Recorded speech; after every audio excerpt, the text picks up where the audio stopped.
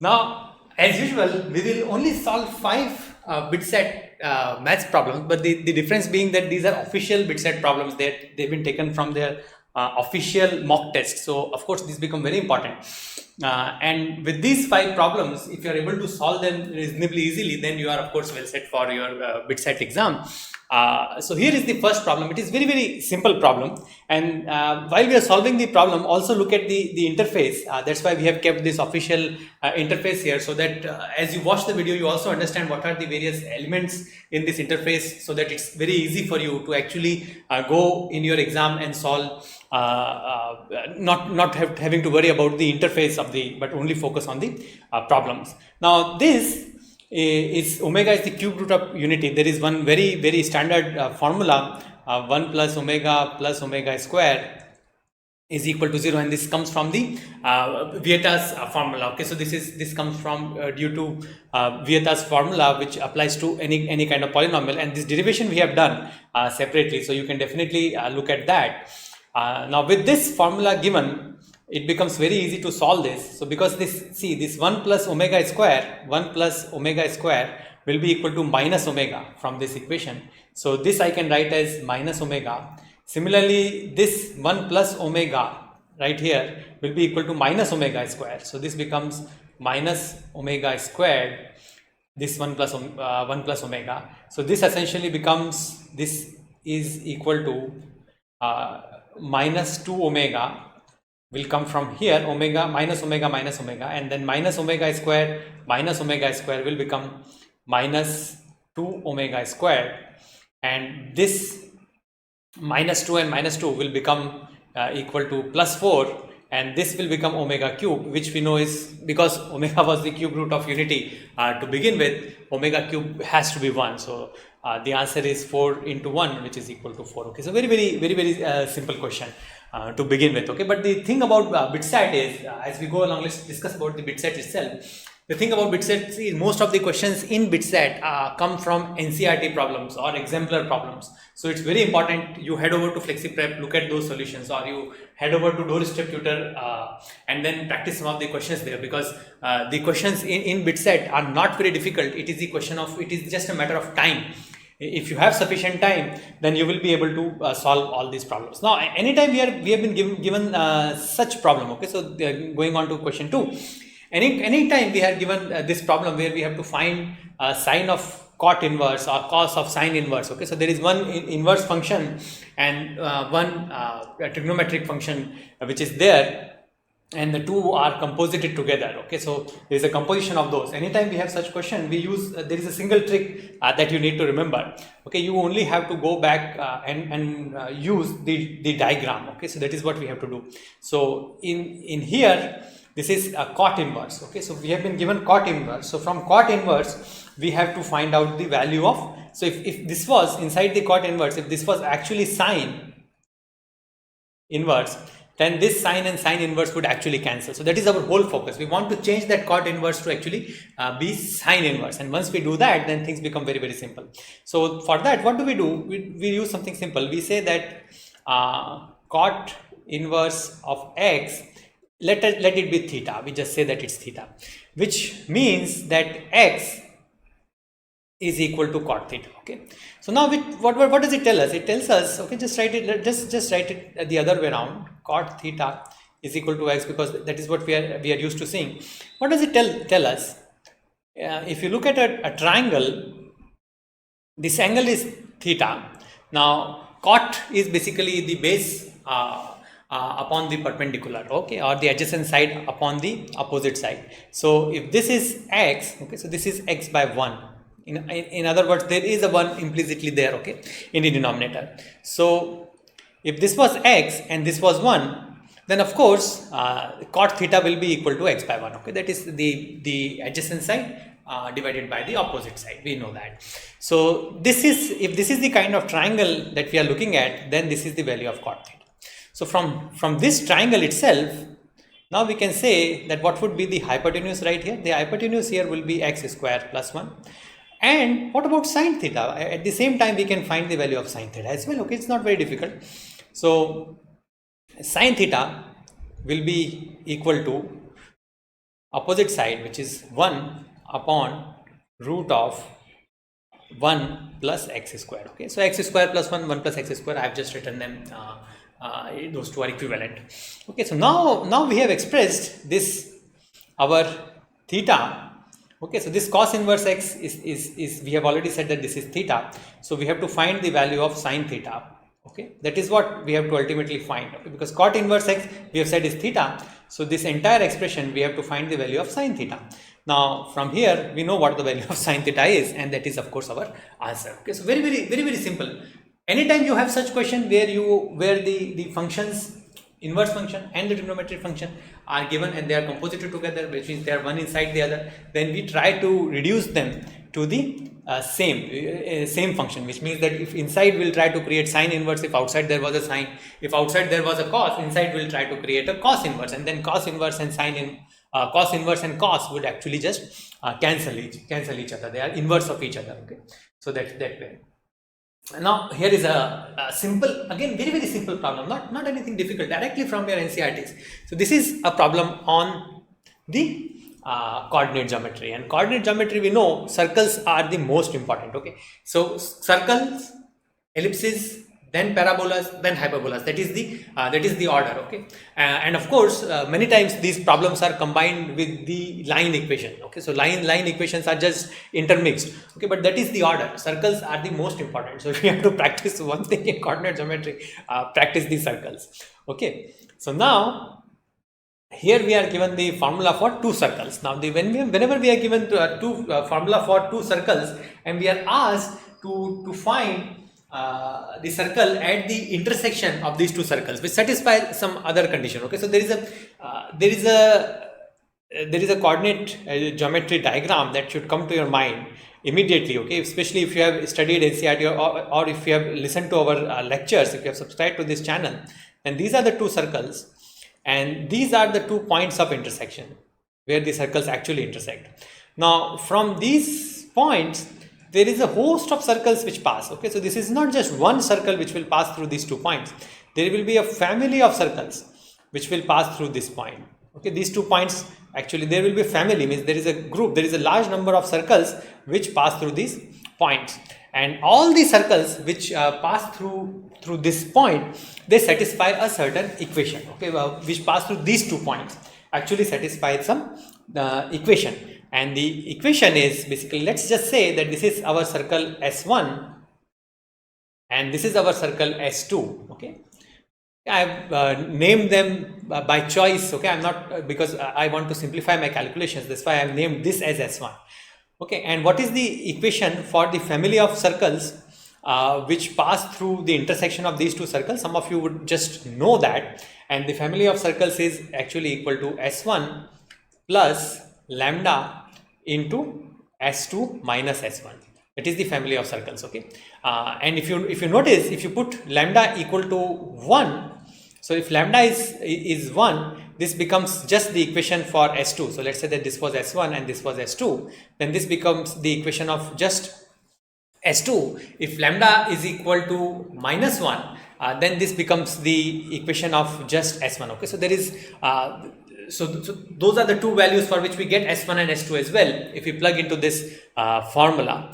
Okay, and of course S1 and S2 pass to those 2 points, so this has to our formula has to give S1 and S2 as well, because it represents the family of circles, each and every circle which pass through these 2 points. Okay, A and B. Okay, but there are a host of other circles for various values of lambda, where lambda is a real number. For various values of lambda, we will have a number of circles which pass through those 2 points A and B, and we have been asked to find one such circle. Okay, so in addition to satisfying this equation and passing through these 2 points A and B, our circle also passes through this 1.11. Okay, so this equation S1 plus lambda S2 minus S1 has to satisfy one more or has to be satisfied at 1, 1. Okay, with 1, 1 has to be another point which lies on this particular circle that we have been asked about. Okay, so from this family of, let's just try first find out the family of circles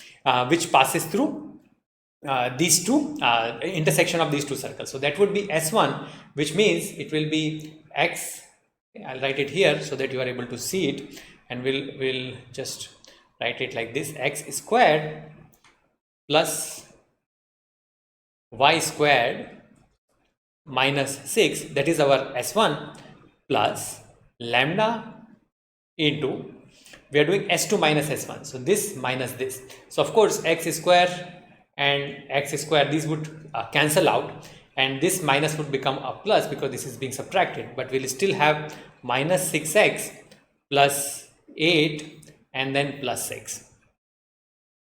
Okay, very simple, nothing complicated there, very simple equations are there, something very simple. Okay, but this represents a family of circles which passes through these 2 points. Okay, number of circles, there are several circles. In addition to being in this family, our special circle that we are interested in actually passes through point 1 1, which means that if I substitute x equal to 1, y equal to 1, this equation has to be satisfied. So let's just do that. So we'll just substitute x equal to 1 and y equal to 1, and what do we get? We get 1 plus 1 minus 6 plus lambda into minus 6 plus 8 plus 6 is 14. So this is simple. So this becomes 2 minus 6 is minus 4.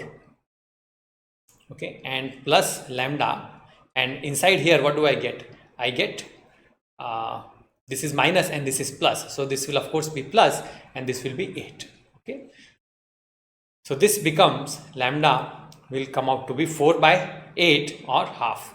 So lambda comes out to be half. Now all I need to do to find my special circle, okay, this is the special circle that I need for this answer. This special circle passes through point 1 1. So all I need to do to find the final equation of this special circle is to actually substitute lambda equal to half in this equation, and that we will write right here. So this becomes x squared plus y squared minus 6, lambda is half, so this becomes minus 3x. Okay, right here you can actually right now you don't have to do the rest of the calculations if you don't really want, but we'll just do this for the sake of completeness. So this will be 8 plus 6 is 14, 14 divided by 2 is plus 7 is equal to 0. That is equation, our equation, the equation for our circle. Okay, so this will be equal to 0, and then this becomes x squared plus y squared minus 3x plus 1. Okay, and that is our answer. So very simple. Okay, now with this we move on to our next problem. Now this is an integral of a trigonometric function. Now as soon as the students see integral of trigonometric functions, they somehow think that this is tricky. I mean, they become they are not readily able to understand how to go about solving this. Okay, and of course on Doris Tutor we have covered several such problems, and if you have looked at those lectures, if you have looked at those problems, then you would realize that there are essentially only 2 methods which we use to solve this problem. Now the first kind of method would be actually to use tangent x is equal to y. Okay, so we use this substitution here. Okay, and of course we also have to find out the dx in terms of dy, that also has to be done. Okay, so we have to, instead of dx we have to write dy, and dy plus there will be a certain function of y, okay, which we'll have to plug in here. So that is one kind of thing that we can do here, of course, and this technique works for both definite as well as indefinite integrals. This is the general technique, and you can use this technique, but as we proceed down this path, you will soon realize that this problem becomes a little bit complicated, becomes a little cumbersome. It's not impossible, but it's just that it's a little cumbersome. Okay, so that is the first thing that we can do with this question, and that method is of course applicable here. The second thing, and the second general method which we use in such cases with definite integrals of trigonometric functions, okay, note that in only in that case we can use this method, is we use, the first thing we do is that we call this function I. Okay, so the integral, we just name it I. That is the first thing that we do.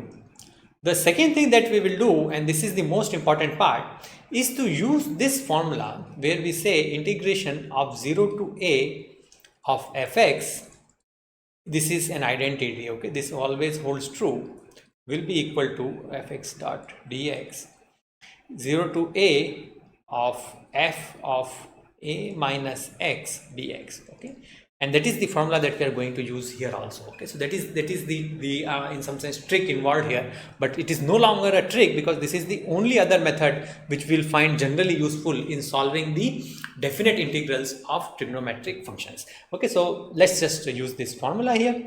Our I will remain an I only, that won't really change.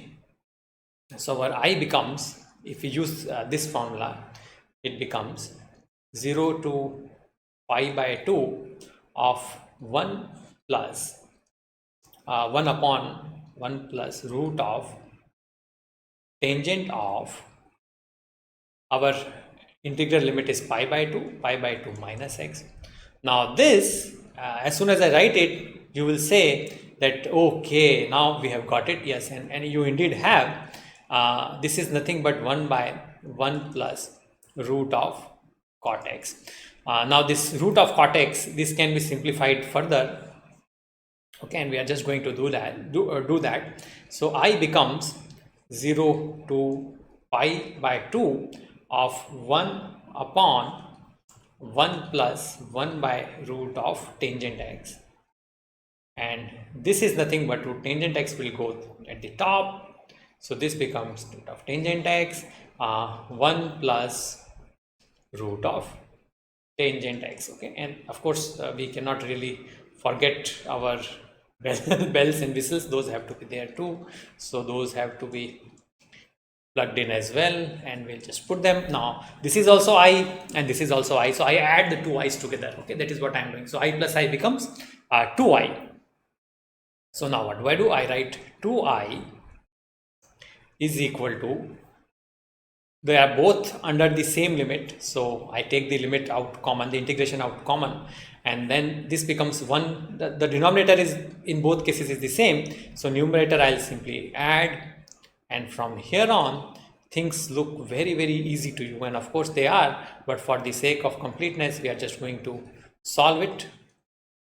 This gets cancelled and this becomes integration of dx becomes x, and the limits are 0 and pi by 2, and but this is, note that this is 2 equal to, this is 2i. Okay, and this becomes, this implies that 2i is equal to pi by 2 minus 0, which means that our I is equal to pi by 4. Okay, so very simple again, like, but this is again a general technique which we can use anywhere. And why is this a general technique? Because the NCERTs, they teach you general techniques only, so this is a problem for, again, from directly from the NCERT's exemplar section. So definitely do practice those problems, they become very important.